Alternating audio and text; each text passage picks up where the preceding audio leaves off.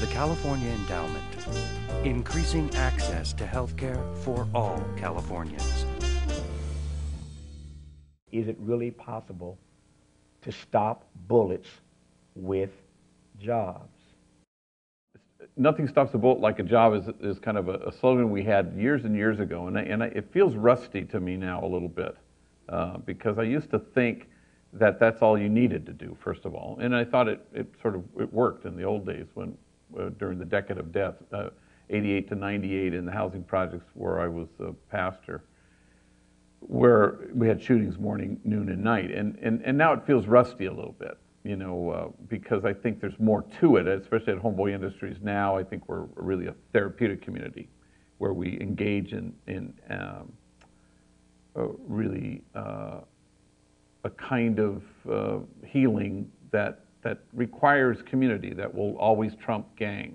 It's not enough to say, here's a job and good luck, So we engage in attachment repair.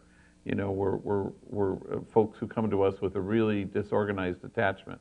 And mom was frightening or mom was frightened, and you can't calm yourself down if you've never been soothed. And it's never too late to have that experience. And so that's what happens at Homeboy.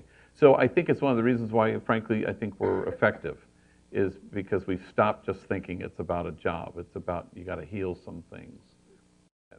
Tell me more about this formulation that you offered a moment ago, because I want to make sure I understand it correctly.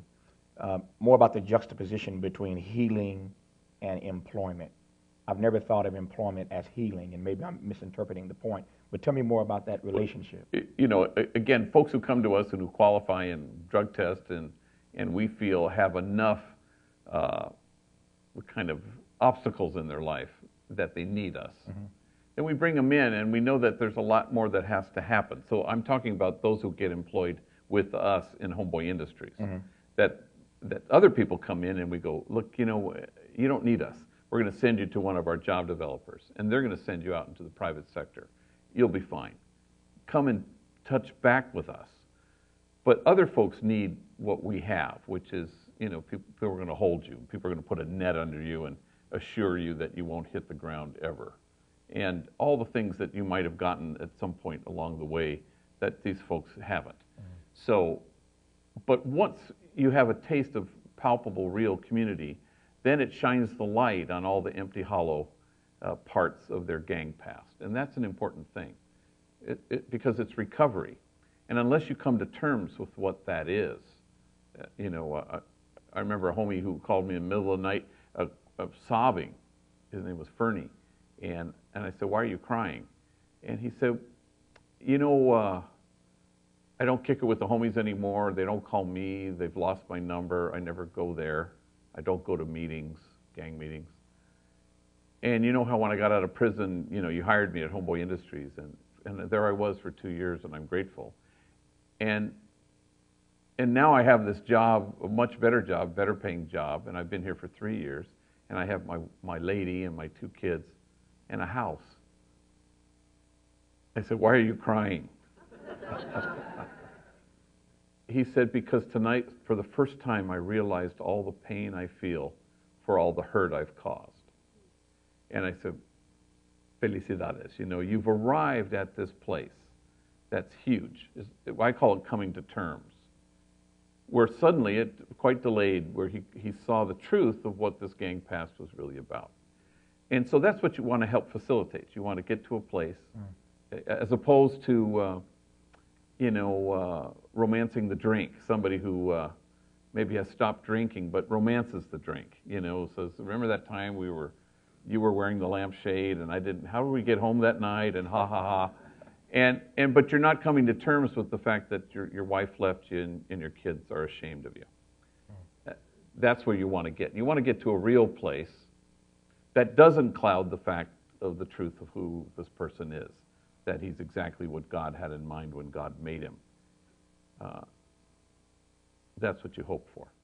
When you say they want what the employees of Homeboy have, what is that?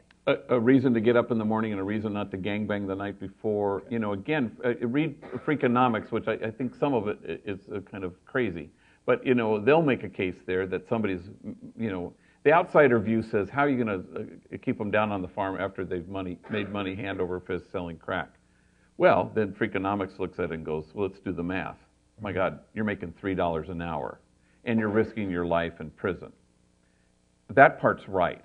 Then they have this crazy thing where they say, why would you do that? And here's their conclusion.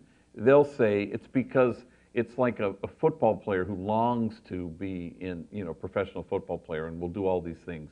Or the waitress in Hollywood hoping to be discovered. That they're hoping that this will transform itself into the big house in La Puente and really being a bigger drug dealer. And of course, my interpretation is that this kid is making $3 an hour selling crack or drugs and risking prison because he has ceased to care. That's why he does it. That's why it's dangerous. That's why it's volatile and hard to address, because it's about a lethal absence of hope.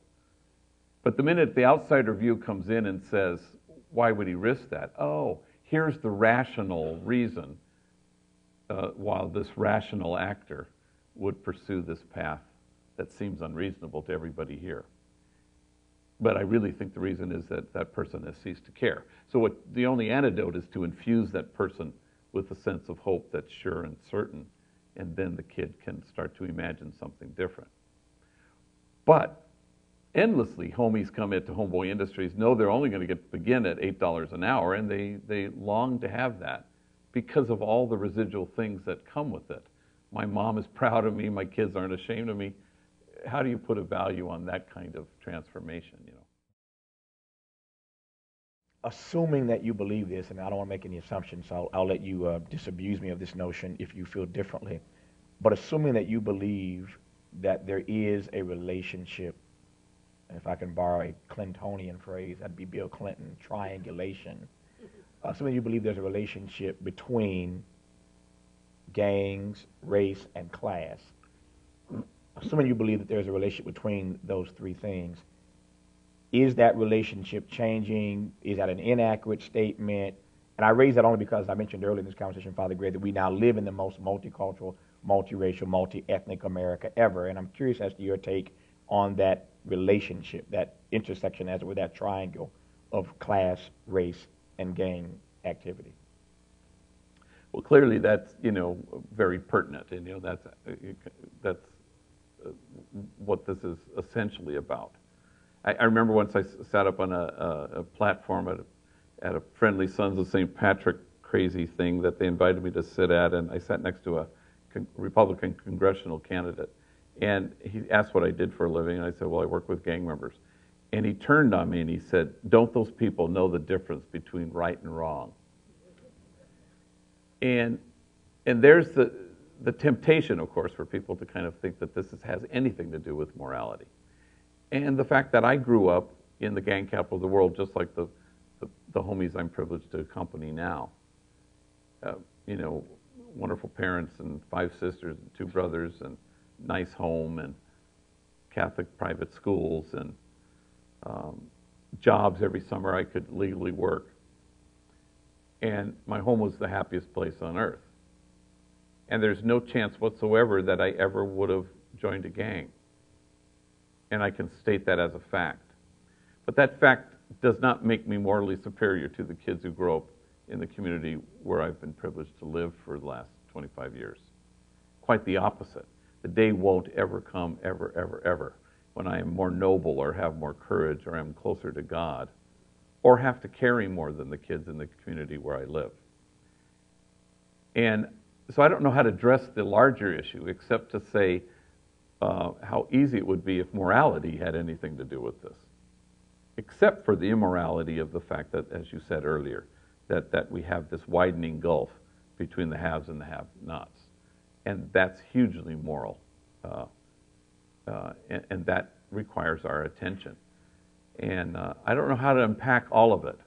I know that the only way to sort of topple sinful social structures is to stand at the very margins and stand with the folks who are demonized and disposable and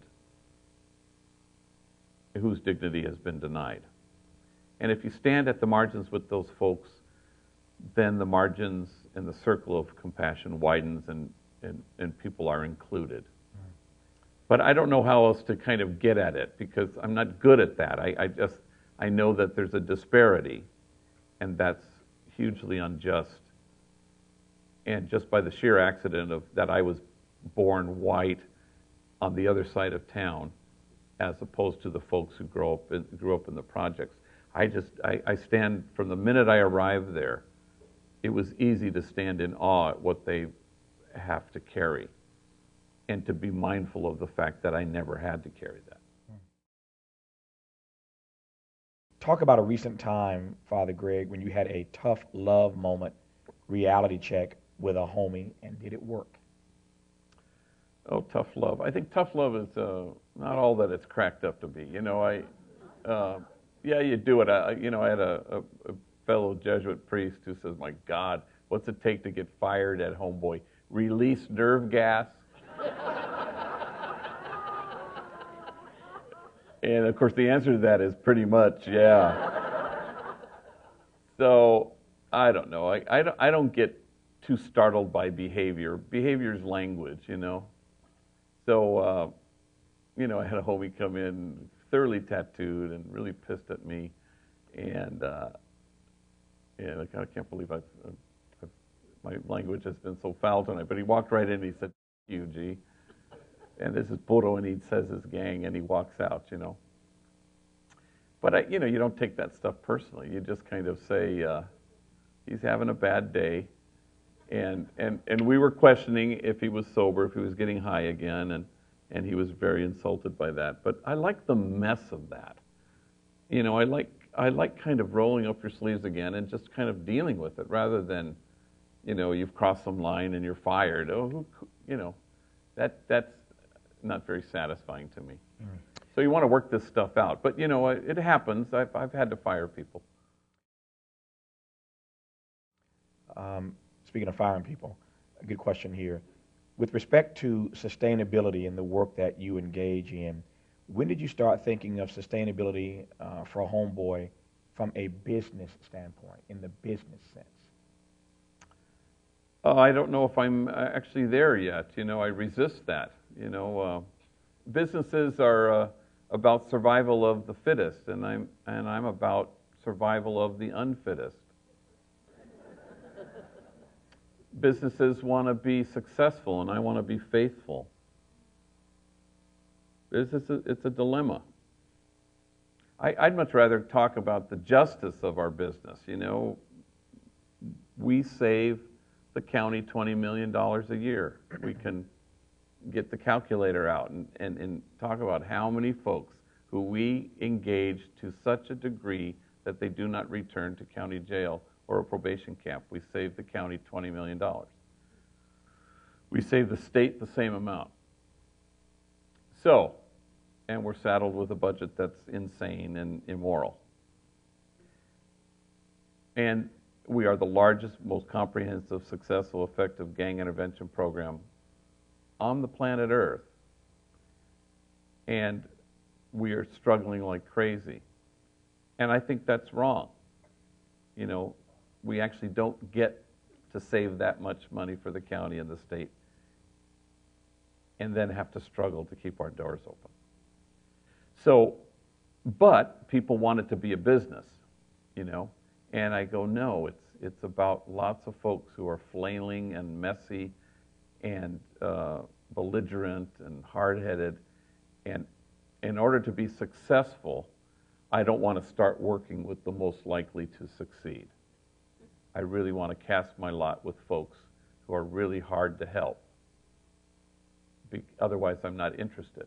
But the minute you're a business, you start eliminating the dead wood, and those are the folks I want to work with. It's a simple question, and I saved it for last because we could have started our conversation here tonight. What keeps the need for gangs going? What keeps the need for gangs going? Well, I don't think there's a need for gangs. I think there's a plea for hope, and there's a insistence that we address the kind of undergirding despair. But I don't think there's a need for gangs to exist at all. Unfortunately, sometimes, we often say, gangs will always be with us. And when people say that, I always stop them. I say, you do not speak for my community when you say that. You will not find anybody in my community who will say gangs will always be with us. This is not part of their longing. They long for the day when gangs are not part of the landscape. They long for the day when this is not part of the multiple choice for their kids. A, go to college. B, learn a trade. C, join a gang. You do not speak for my community when you say gangs will always be there. If you ask anybody in my community right now, which is a hard-pressed community, to close their eyes and to imagine the community they want for their kids, and then ask them to open their eyes, and then ask them were there gangs there, you will get no one who says yes, including gang members. You won't get gang members who say yes. You will not get people to say, yes, they were there, but they were getting along. They would say, no, they're not there. Even gang members would say that. So I bristle when people say gangs will always be with us. And there is no need for gangs as long as we are paying attention to each other and as long as we care for each other. But how do you imagine, though? I hear the aspirational tone of what you're saying, but how do you imagine that would ever not be the case? Well, I think part of the reason, frankly, I believe, that gangs continue to live is that we fed them oxygen. And I think that's one of the misconceptions of sort of the hardcore gang intervention model, because they think gangs are nation states, that this is the Middle East or this is Northern Ireland. Let's get the sides to sit down and work out some kind of peaceful resolution.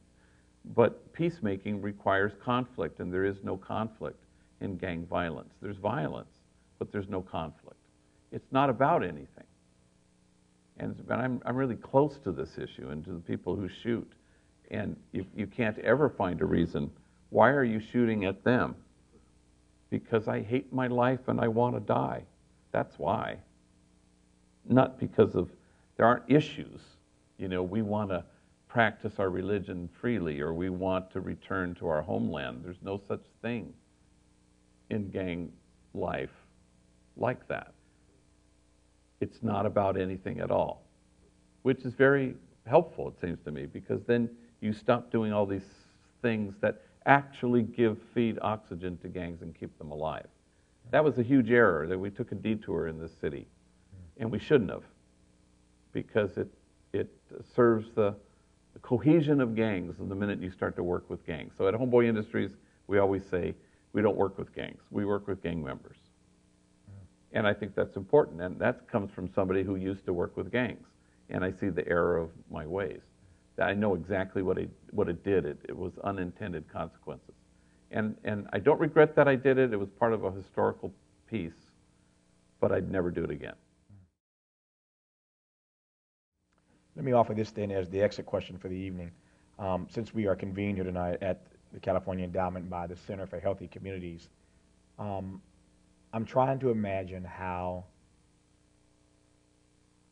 we get the larger society to accept the fact that there's something in this work for them, that there are benefits that accrue to them. Because that's the only way you build healthy communities, is that a bunch of folk in the community see it in their vested interest. Self-interest, yeah. Exactly, their self-interest to see this work proceed. So let me again offer this as the exit question. How do we convince the larger community, as Dr. King might say, the beloved community, that there's something in this for them, that it is in their best and self-interest? Well, I mean, public safety is a thing that impacts everybody, and I think even after the unrest of '92, there was nobody who thought that happened over there. It really happened here. It happened where we lived. And that was a moment for people to say, well, then we all need to do something that's helpful. And I think that's in fact what happened in this city. And again, I'm heartened by that. You can't demonize people you know. So the more you can put people in the vicinity of each other, is the more people can go, wow. Or an employer who will call me and say, I'm nervous about this, send me somebody. And I like that they're nervous about it, because first of all, that's courage. But then, predictably, you can just look at your watch, and 2 days later, they're going to go, wow, this guy's great. I had no idea that he'd be so eager and on time and such a good worker, and that he loves his kids and he wants to do something better. Send me 2 more people. But that's what happens when we move beyond where we are, and we stand at the place where we all need to stand, which is with the easily despised and the readily left out, and at the edges and at the margins. The only way to kind of erase the margins is to stand at them. And so all of a sudden the circle of compassion widens and everybody's inside, because folks have ripped the roof off the place, you know. But people have to take that step. Again, at Homeboy Industries, we have like 100 volunteers, and I'm always amazed. I think how terrific. People drove all the way from Santa Monica to just hang out and to talk to people. And it makes a difference. And in the same way that engaging gang members who are lost in a place of great despair can now imagine a future, and that has impact on the quality of all our lives. Brought to you by the California Endowment and its Center for Healthy Communities.